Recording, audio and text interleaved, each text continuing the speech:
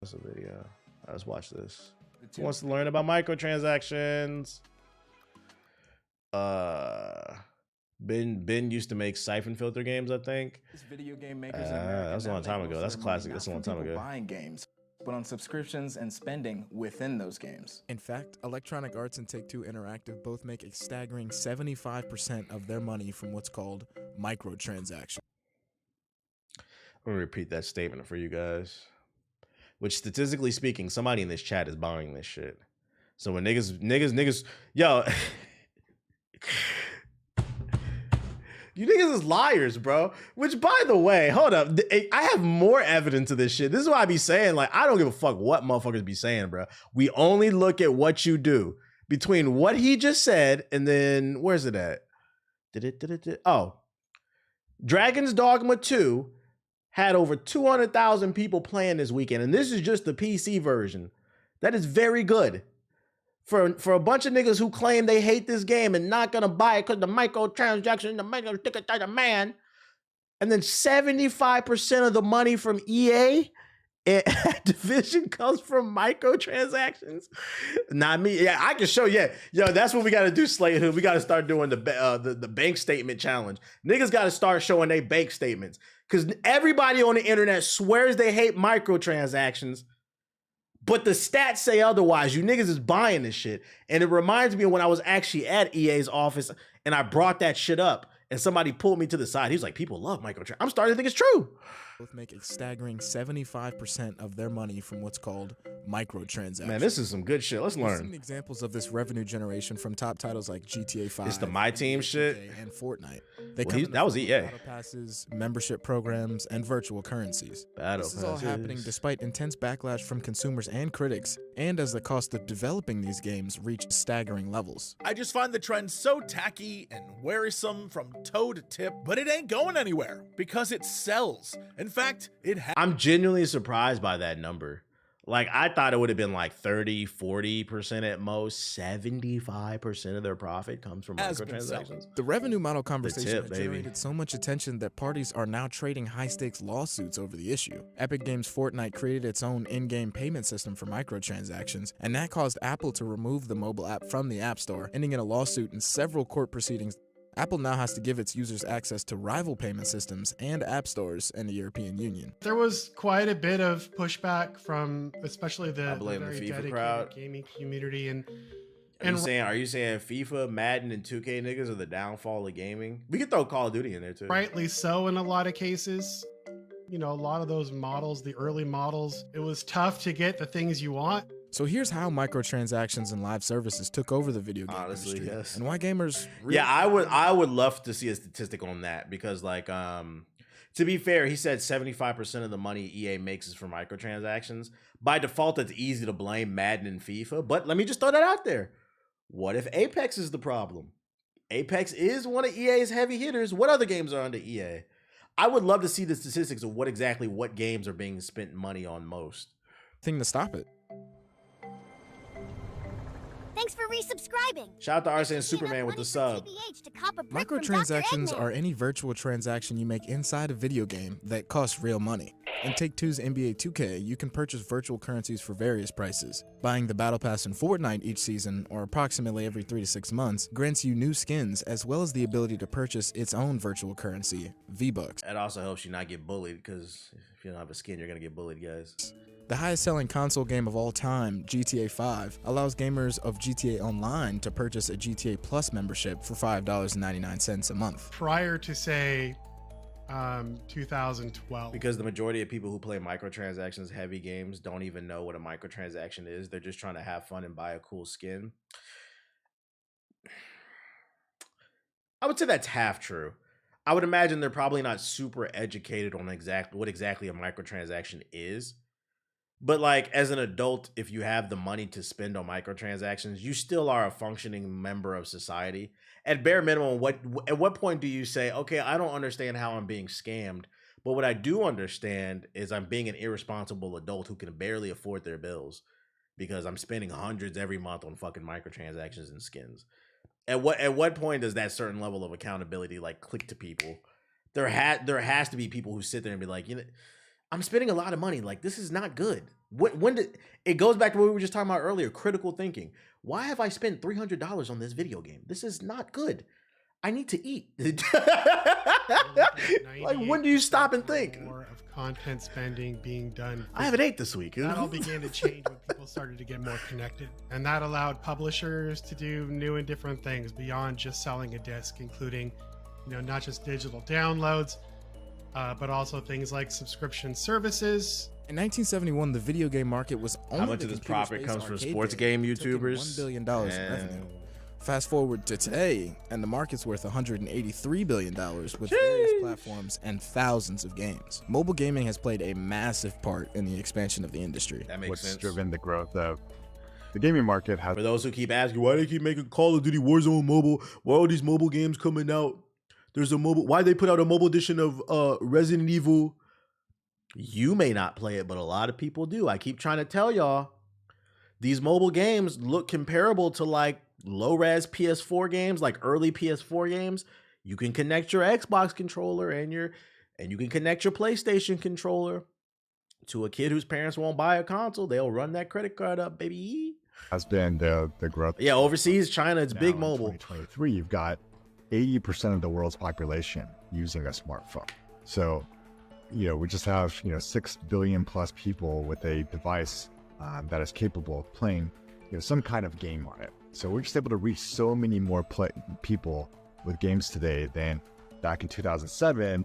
The live service models within these mobile games are the cash cows, and now the industry leaders want to bring more and more of that model to console and PC gaming.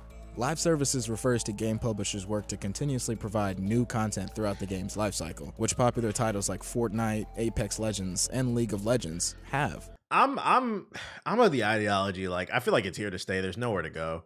We got to find a happy medium.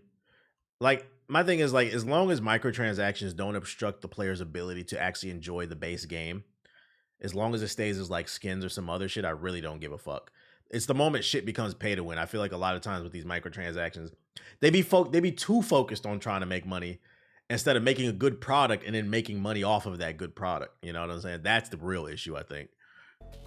80-year-old white men who are worth billions are probably not playing mobile games. Big Michael Pack. I haven't seen him in a while.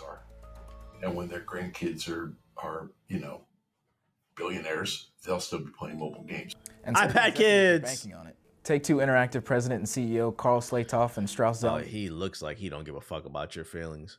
More money, more. Were paid in total $72 million in 2022 after revising their compensation packages to include for bonuses for hitting microtransaction goals. The microtransaction trend isn't going anywhere, as Electronic Arts brought in $5.6 billion in its latest earning results, highlighting the resilience of this evergreen business model. Gamer Backlash. Incorporating Lizard guy. What up, Amore? Opportunities in paid games offends the user because they're like, I already paid $70 for the game. Why do you want to charge me more? Yep. This frustration and backlash to in-game purchases is nothing new. It brought controversy in Elder Scrolls 4 Oblivion. The horse armor. For $2 back in 2006, and it still is today. Horse armor was patient zero. That's where it all started. If I could go back in time in a time machine and just tell the internet, don't buy the horse armor. Please don't buy. Remember when Barry ran back in the Justice League? Like, I want to buy a great game. Oh, play that game. This is where it starts. Patient zero. Yeah, the Flashpoint paradox. After negative feedback before Electronic Arts' release of Star Wars Battlefront 2 in 2017, oh, that was the big. company decided against its own iteration of in-game purchases, which many labeled as pay-to-win. Gamers who buy games have this code, which is kind of not very well thought through, but that they hate pay to win.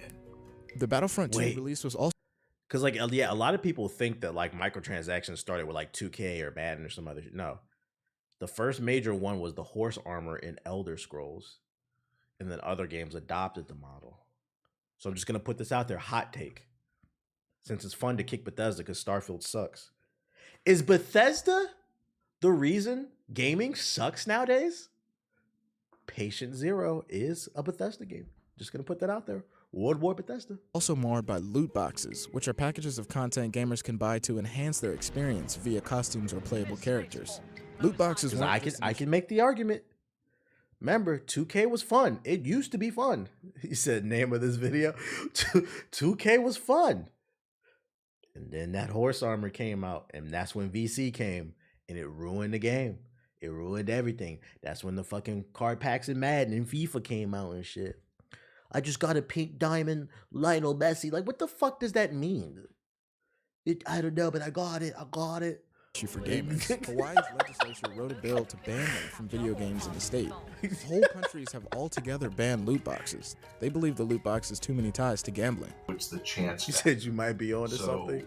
They have to very clearly proof Bethesda ruined gaming. Something good, which is generally between 1% and 2%. Bethesda is the Fire Nation. It costs $1, but you have a 1% chance of getting it. You'll spend $100 to get it.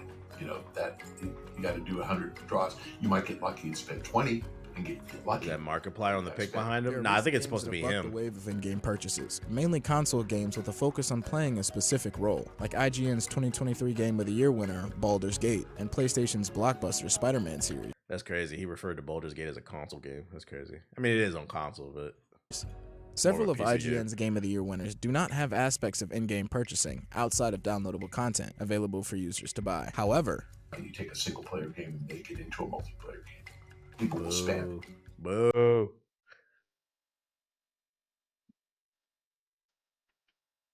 The backlash towards in-game purchases isn't isolated to just gamers on Reddit. They live in harmony. In the UK, Parliament published a response to a call for evidence in July 2022, detailing exactly how game companies can protect children and adults. Those rules include things like loot boxes should be unavailable to children unless they're enabled by a parent or guardian, and all players should be aware of spending. I don't know. In Spider-Man 2 got skin packs now. Yeah, they just released a skin pack, but it's a temporary thing, and it's a one-off for charity. All the money goes to charity. Like, that's a different thing. It's not like them trying to gain the shit. That's like for like sick children or something.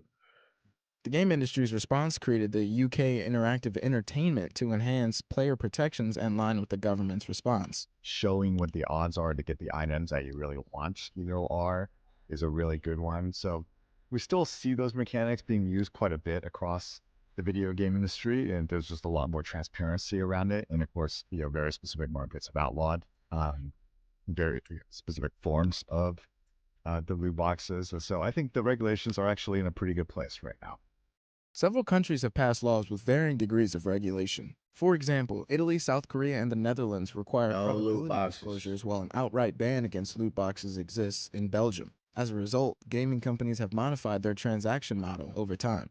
The industry has really moved to more of a what they call a battle pass system or some kind of packaging of seasonal content, and that's found a lot more in terms of a warm. I feel for the artists, man. I feel for the artists as well as the coders. But like when you have to work on a game with a battle pass, like every 3 months you got to come out with new skins.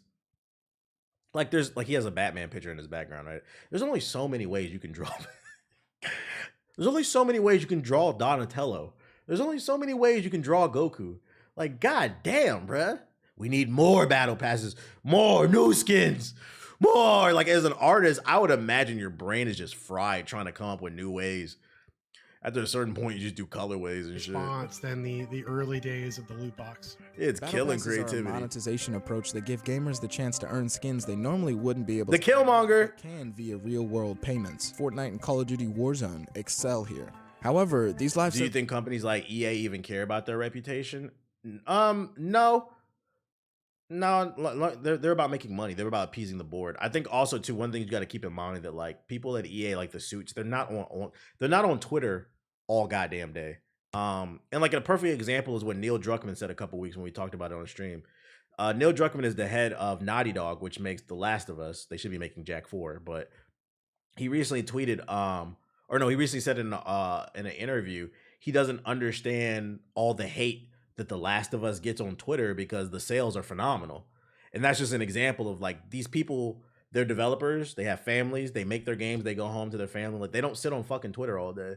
Like niggas just be yapping on the internet. So like when they see this hate, it confuses them because the numbers say otherwise. You see what I'm saying? Service games with battle passes require ongoing maintenance, which requires... It's probably, I would imagine, like, it's just EA's PR teams that are on social media all day. But like these suits, they're sitting in their boardrooms trying to figure out how to squeeze your ass. Produce. Yo, no diddy. Like, at least one major game publisher told UK regulators in 2023 that a single game and a major franchise cost them more than $1 billion to release, including development and marketing expenses. Microtransactions and subscriptions are a way for video game companies to recoup those staggering development costs.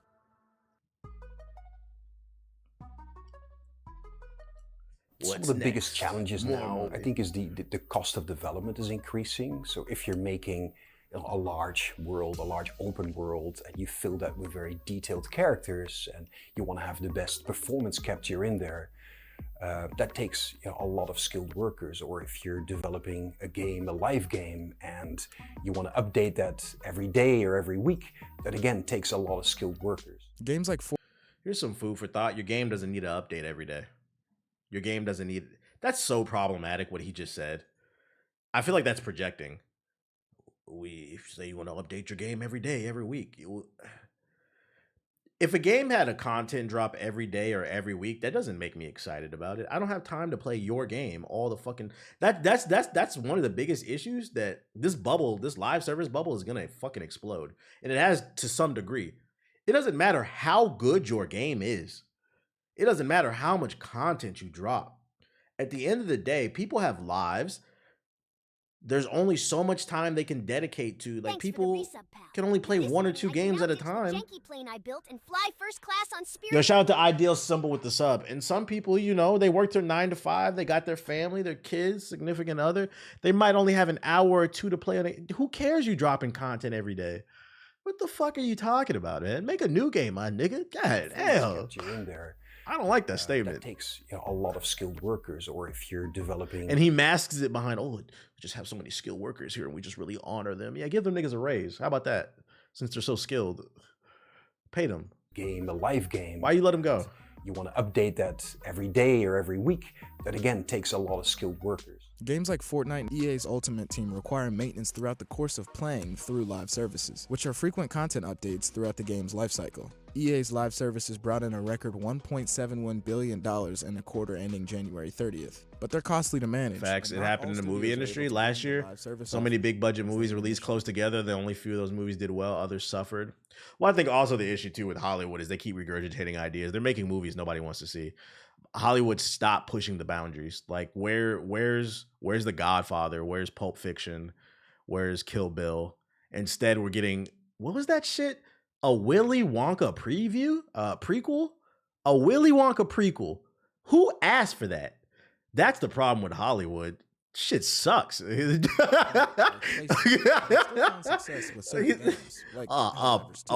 Wonka prequel, nigga. Bye. It's a living, breathing game that continues for you. In the Marvels. Grand Theft Auto 5. Yeah, Hollywood got a different problem, bro.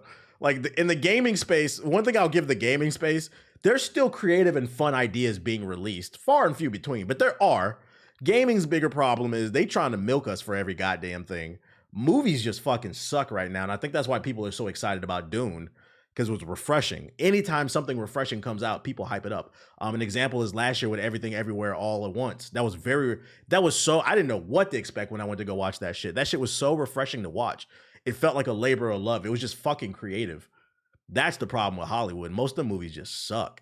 They play it too safe. It's still one of the most played games 11 years later. Don't forget about the magical Negroes. The magical Negroes. That sounds awful out of context. Don't forget about the magical Negroes. Oh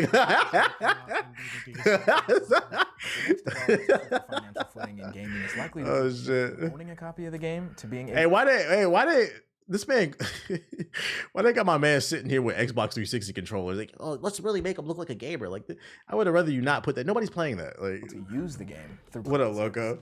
Eventually, someday, we make it to the point where cloud-enabled devices will provide a good enough experience where people are willing to transition over to cloud-based gaming on a more full-time basis. And when that happens, when you don't have the upfront need of a device, then you might see more and more games dropping the premium up front in order. Can't wait for Monkey Man. Actually, yeah, I feel like Monkey Man is like me and my girl have been talking about this for like the last month. Like we haven't been to the movies in a while. That's why we're trying to get out to go see Dune. Like something happened last week where we couldn't. But like, yeah, I think Monkey Man's like the only movie I can think of off the top of my head. Like, oh yeah, I definitely dotted the calendar for that one. That one looks really good. The game. Very interesting, very interesting. I wonder what's the consensus on this report. Oh, this only has 5,000 views, huh? If you keep purchasing the game, they're going to provide you with microtransactions. Stop purchasing the game that promotes this behavior. I think it's more so stop buying microtransactions, listen to the game. Micro scam. CNBC better watch out before they get defunded. What is that to do anything? Deadpool and Wolverine. When does that come out? That comes out this year? Yeah, that's definitely a go see. That's 2 movies, I think. Yeah, I want to see. But I feel like there was like a point where like there was like a movie coming out every month or like at least every other month that I wanted to see. Let's go into the sub box. Before we go into the sub box, I gotta pee.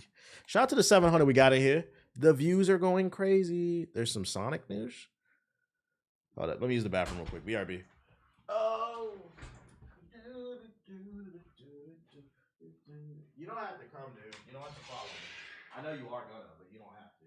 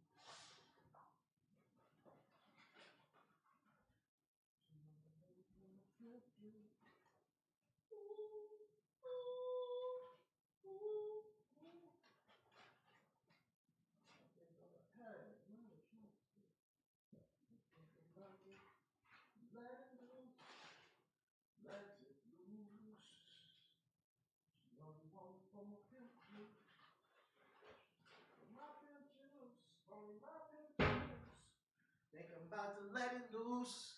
Let it loose. She only want me for my pillows. It's not for you, dude. You have your cheese stick right there. It's not for you. Don't be greedy. Don't be greedy. You want to eat your food and mine. That's ridiculous, bro.